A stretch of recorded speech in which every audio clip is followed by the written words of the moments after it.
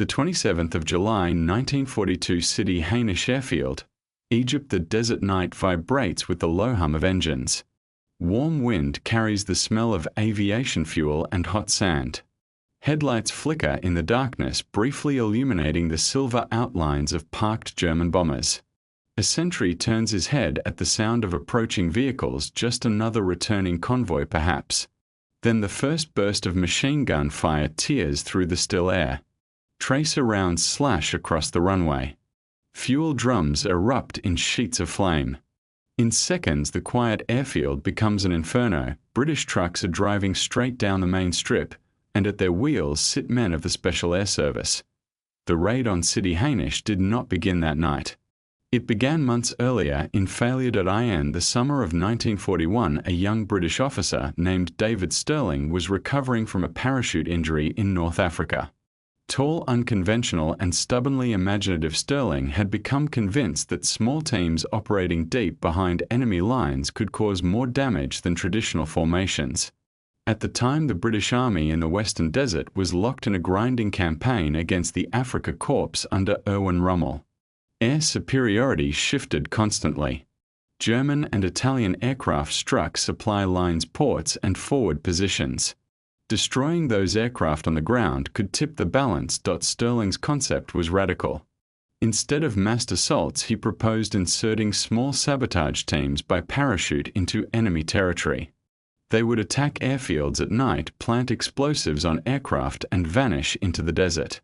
His idea gained reluctant approval, and thus the Special Air Service was formed in 1941 as L Detachment Special Air Service Brigade, a deliberately misleading title intended to confuse German intelligence. The first operation in November 1941 was a disaster. During Operation Squatter, many SAS men were dropped in poor weather across vast stretches of desert. High winds scattered them. Several were killed. Others were captured. The plan to strike Axis airfields collapsed almost immediately. The desert was unforgiving. It swallowed mistakes, but Stirling adapted. Instead of parachutes, he turned to mobility. The British had already been conducting long-range desert patrols through the Long-Range Desert Group, navigating hundreds of miles using sun compasses and careful reconnaissance. Stirling saw the potential for cooperation. Trucks could carry men, machine guns, fuel, and explosives across terrain the enemy believed impassable. Rather than drifting from the sky, the SAS would drive straight into the heart of enemy positions. By early 1942, the SAS had refined its tactics. They specialized in attacking aircraft parked wingtip to wingtip along desert strips. Using time-delayed explosives known as Lewis bombs designed by Officer Jock Lewis, small teams could disable dozens of planes in minutes. The method was brutally efficient. Slip in under cover of darkness. Place charges along fuel tanks and engine blocks. Withdraw before dawn. When the explosions came, they would ripple down the line like a chain reaction. Between December 1941 and mid-1942, the SAS destroyed or damaged hundreds of Axis aircraft in North Africa. Records from both British and German sources confirm repeated losses on the ground during this period. The psychological effect was as powerful as the physical damage. No airfield felt secure, yet by mid-1942 the strategic situation had worsened. Rommel's forces were pushing east toward Egypt. The fall of Tobruk in June shocked the British command. Axis air power remained a serious threat. Airfields like Sidi Hanish near the Egyptian coast housed valuable bombers and fighters supporting the Afrika Korps advance. Intelligence identified concentrations of aircraft there in July 1942. The opportunity was clear. But so was the risk. Unlike previous stealth raids where men crept through the dark planting charges, this time the plan would be different. Faster, louder, more direct. Instead of infiltrating quietly and setting explosives by hand, the SAS would mount heavy machine guns on their trucks and drive directly along the runway, firing into parked aircraft at close range. The idea was simple and audacious: overwhelm the airfield with speed and shock before defenders could respond. It was not improvisation. It was calculated. The vehicle's heavily modified jeeps and trucks were fitted with multiple Vickers K machine guns, weapons originally designed for aircraft use. The Vickers K had a high rate of fire and drum magazines ideal for short, devastating bursts. Mounted in pairs or even triplets, they transformed light desert vehicles into mobile gun platforms. The men rehearsed their approach. Navigation would be guided by experienced desert drivers. Timing was critical. Moonlight conditions had to be favorable but not too bright. Surprise was everything. Meanwhile, German and Italian units stationed at desert airfields followed routine patterns. Aircraft were often dispersed but still vulnerable. Perimeter defenses existed, guards anti-aircraft positions, yet few expected a direct ground assault racing down the main strip itself. Conventional thinking assumed attacks would come from the air or through stealth infiltration. On 26 July 1942, Stirling led approximately 18 SAS vehicles towards City Hainish, supported by the Long-Range Desert Group for navigation. The distance covered was vast, the terrain harsh. Engines strained in the heat. Fine sand worked into every moving part. Each man knew that mechanical failure deep behind enemy lines could mean capture or death. As they approached the airfield in the early hours of 27 July, the desert fell eerily silent. The Mediterranean lay not far to the north. German bombers, including Junkers aircraft type, sat lined up after operations.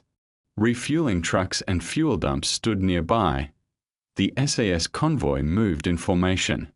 No headlights at first. Just shadow against shadow. Then at the chosen moment, engines roared louder.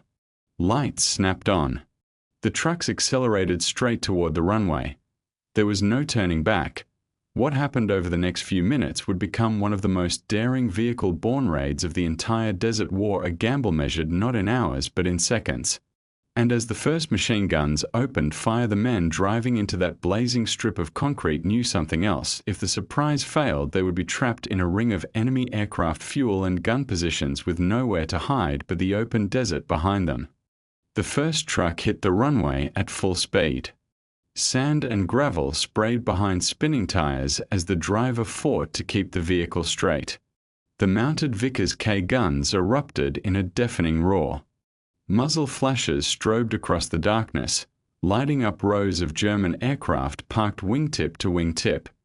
Bullets tore through aluminum fuselages. Glass shattered. Fuel tanks burst open. Within seconds, flames began to crawl along the wings of bombers preparing for another day of operations over Egypt. The surprise was total. The attack formation had been carefully planned. David Stirling led elements of the column, while other patrol leaders kept precise spacing between vehicles to avoid collisions in the dark. Each truck carried multiple Vickers K machine guns mounted forward and to the sides, allowing overlapping arcs of fire. The goal was simple and brutally efficient: sweep the airfield in one continuous high-speed pass, then turn and sweep it again. There was no pause to plant explosives. No time for delicate sabotage. This was shock action day as the convoy raced down the strip. Gunners fired directly into cockpit canopies, engine nacelles, and fuel bowsers. The Vickers K had a very high rate of fire compared to standard ground machine guns. In short bursts, it could shred thin aircraft skin with ease. Parked aircraft were especially vulnerable. Many were fueled and armed. One German sentry attempted to bring a weapon to bear but was cut down by the sudden torrent of fire. Anti-aircraft crews scrambled in confusion, unsure at first whether the attack was coming from the air or the ground. The noise was overwhelming: engines revving, guns hammering, ammunition drums being swapped out in frantic rhythm. Flames began leaping from aircraft to aircraft. Fuel drums exploded in concussive blasts that shook the trucks as they sped past. Heat washed over the drivers' faces. The smell of burning aviation fuel filled the air, thick and choking. The SAS vehicles reached the far end of the runway and wheeled around in a tight arc. Drivers had rehearsed this maneuver in the desert beforehand.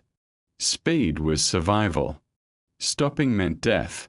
They came back down the line again. This second pass was even more destructive. Aircraft already damaged now burned fiercely.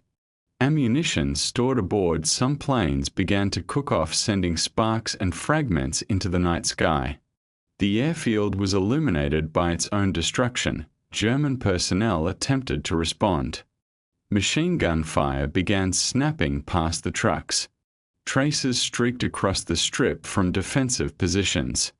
One SAS vehicle was hit. Another swerved to avoid wreckage. Yet the speed of the assault prevented organized resistance. The defenders had not expected a ground column to drive straight through the heart of their base. Among the aircraft present were German bombers and transport planes used to supply Axis forces in North Africa. Many belonged to units operating under the wider command structure supporting Erwin Rommel and the Afrika Korps. Losses on the ground would immediately affect operational capacity. In desert warfare, where supply lines stretched thin across hundreds of miles, every aircraft mattered. The raid lasted only minutes. That was the design. Prolonged engagement would invite disaster. SAS fires consumed the runway, the SAS convoy broke contact, and sped into the darkness beyond the perimeter. There was no cheering. No celebration. Only concentration. Engines pushed hard as the trucks disappeared back into open desert before German reinforcements could converge. Behind them, City Hainisch burned.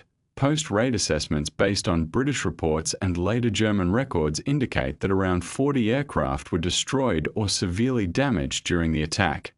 The exact breakdown varied in different accounts, but contemporary documentation confirms heavy losses on the ground. For a small raiding force of roughly 18 vehicles, the result was extraordinary, yet success did not mean safety. The withdrawal was often the most dangerous phase of any desert raid. Navigation errors could be fatal. Mechanical failures could strand men in open terrain with enemy patrols sweeping the area by dawn. And that danger quickly became real. As the convoy moved away from the airfield, one of the SAS trucks struck an obstacle and was disabled. Other vehicles suffered mechanical strain from the high-speed assault. In the confusion of darkness and dust, some elements became separated. The long-range desert group, which had assisted in navigation earlier, was not positioned to escort them directly through every phase of escape. German forces began organizing pursuit at first light. Aircraft that had survived the raid could take off once the runway was partially cleared. The open desert that had allowed the SAS to approach now offered little cover. Several SAS vehicles were eventually intercepted during the withdrawal phase. Some men were captured. Others were killed in subsequent engagements. The desert that had amplified their daring also exacted its price. Stirling himself would continue leading raids for months after City Hainisch. The aggressive vehicle-mounted tactics pioneered there became a defining feature of SAS operations in North Africa. But the increasing German countermeasures made survival ever more uncertain. Still, the impact of the City Hainisch raid was undeniable. It demonstrated a new kind of warfare, highly mobile small units striking with precision and speed far behind enemy lines. Traditional front lines meant little in the vast North African theater. Initiative meant everything, and there was something else. The psychological blow. Aircrews returning to desert bases could no longer assume safety once their wheels touched the ground. Mechanics fueling aircraft worked with one eye on the horizon. Guards listened more carefully to distant engine noise at night. The sense of vulnerability spread far beyond a single burning runway. The raid became one of the most famous operations in early SAS history, not because of prolonged battle, but because of its audacity. Driving directly down an enemy airstrip under fire required nerve bordering on reckless. Yet it was grounded in calculation, speed, surprise, concentration of firepower, and immediate withdrawal. And the months that followed, Axis forces strengthened airfield defenses across North Africa. More perimeter guards. Improved obstacles. Tighter security procedures. In that sense, the raid forced adaptation. It reshaped the battlefield in subtle ways. But for the men who had gripped those steering wheels and manned those guns, the memory was not abstract doctrine. It was heat on their faces. It was the violent recoil of machine guns in their hands. It was the sight of entire aircraft lines erupting into flame as they raced past at full throttle, and as dawn broke over the desert revealing smoke still rising from Sidi Hainish, a harder truth settled in. They had proven the tactic worked, now the enemy would be waiting for them next time. Dawn spread slowly across the desert. Pale light revealed a blackened runway at Sidi Hainish. Twisted aircraft frames lay where they had burned through the night. Mechanics and ground crews moved among the wreckage in stunned silence. The smell of scorched metal and fuel still hung heavy in the air.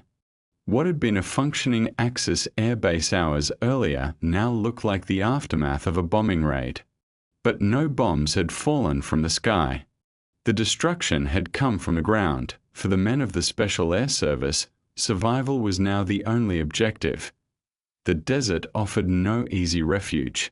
It was vast, exposed, and merciless. Navigation depended on compass bearings, sun position, and experience. Engines that had performed perfectly during the attack now ran hot and strained. Sand clogged filters. Radiators threatened to boil over. Every mechanical weakness became a life or death matter. German forces reacted quickly once the scale of the damage became clear. Patrols were dispatched. Surviving aircraft conducted reconnaissance sweeps. The Axis command structure in North Africa, operating under the broader campaign led by Erwin Rommel, understood that this was not an isolated act of sabotage. It was a calculated strike designed to cripple air power at a critical moment in the Desert War. During the withdrawal phase, several SAS vehicles were intercepted. Some men were killed in skirmishes across open sand. Others were captured after their trucks broke down or ran out of fuel. Desert warfare magnified both success and loss. A raid that lasted minutes could echo for days in scattered survival struggles. Among those who would eventually be captured months later in a separate operation was David Stirling himself. In January 1943, he was taken prisoner in Tunisia after continued raiding operations. By then, the methods proven at Sidi Hainish had already reshaped special operations doctrine. But in July 1942, the immediate impact of the raid was strategic. Axis air strength in the region suffered a measurable blow. Contemporary British assessments estimated around 40 aircraft destroyed or severely damaged.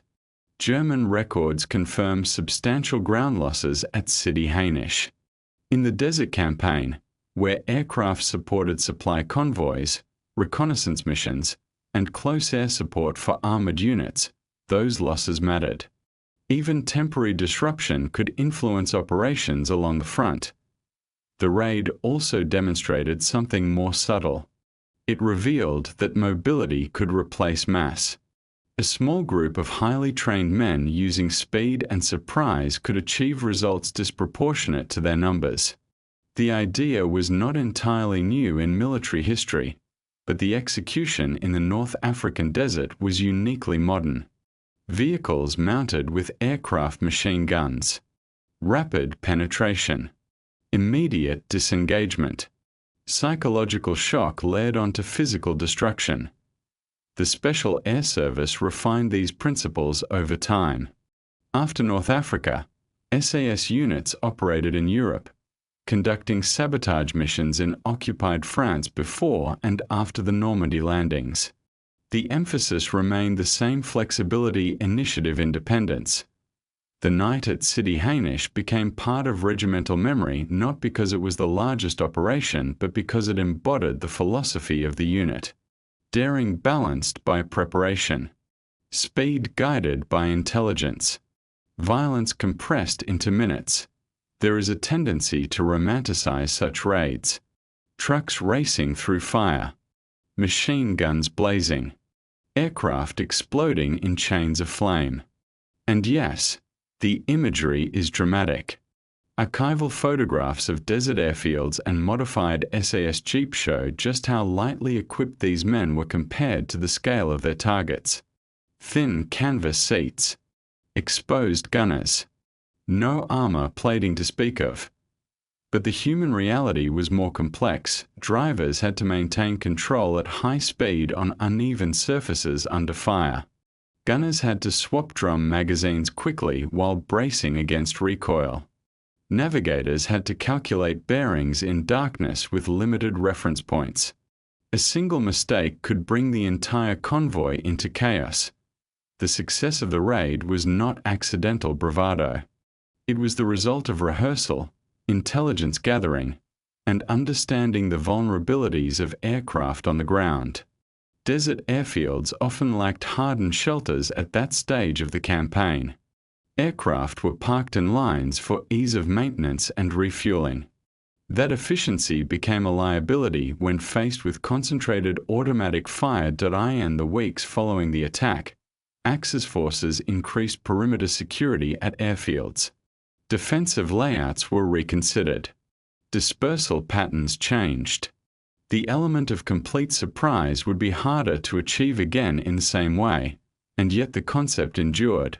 Modern special operations forces trace part of their lineage to these desert experiments.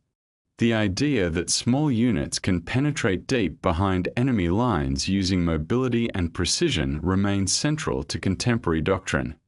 The trucks at Sidi Hainish were crude by modern standards, but the principle behind them was enduring. Speed, surprise, shock. As the war moved forward and the tide eventually turned in North Africa after battles like El Alamein, the cumulative effect of countless actions, both large and small, shaped the outcome. The raid on Sidi Hainish was one thread in that larger tapestry. It did not win the war. It did not end the campaign overnight. But it contributed to the steady erosion of Axis operational capacity. There is something striking about the contrast. A handful of vehicles crossing open sand under starlight. An entire airbase caught off guard. Minutes of chaos. Then silence and smoke. History often focuses on massive offensives, armored divisions clashing across miles of front. Yet sometimes the balance shifts because a few men decide to drive straight into the impossible. If you imagine standing on that runway at dawn the morning after, you would see twisted propellers, blackened fuselages, and scorched earth stretching toward the Mediterranean. You would hear only wind. The violence would already feel distant, but its consequences would ripple outward through reports sent up the chain of command, through pilots grounded for lack of aircraft, through planners forced to adjust their expectations. The legacy of that night invites reflection. Innovation in war is rarely comfortable. It emerges from necessity, from failure, from the refusal to accept conventional limits. In 1942, in the North African desert, a new form of special operations warfare took shape under fire and flame, and it began with engines in the dark. Today, when we look back at the evolution of special forces, at the emphasis on agility and precision in modern military operations, the image of those SAS trucks racing down a burning runway still carries meaning. Not because of spectacle alone, but because of what it represents: the power of adaptation under pressure. The desert has long since reclaimed much of that battlefield. Sand covers scars. Metal corrodes. But the lesson remains. Sometimes history turns not with a grand announcement, but with headlights snapping on in the night and a convoy accelerating toward danger. What would you have felt in that driver's seat as the runway rushed toward you in flickering firelight? Fear, resolve, doubt, or something else entirely?